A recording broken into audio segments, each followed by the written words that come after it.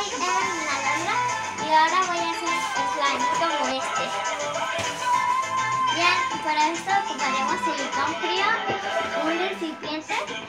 Pueden usar colorante, pero yo estoy usando de este pinta uñas y poquita agua.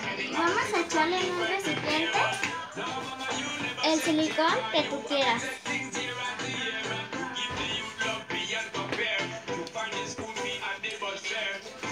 Ahora vamos a echarle colorante. Bueno, pinta uñas. Uy, ay,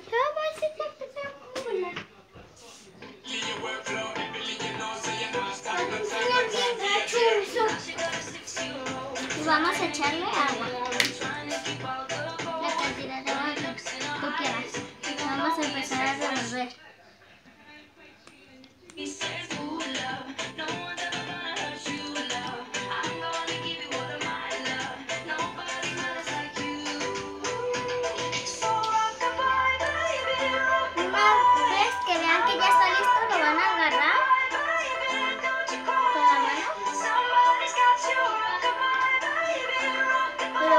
Empezar a amasar.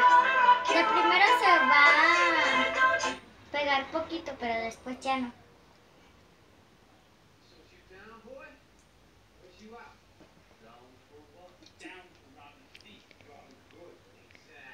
Bien, y así va a quedar. Bien, adiós. Este es mi video de hoy y adiós.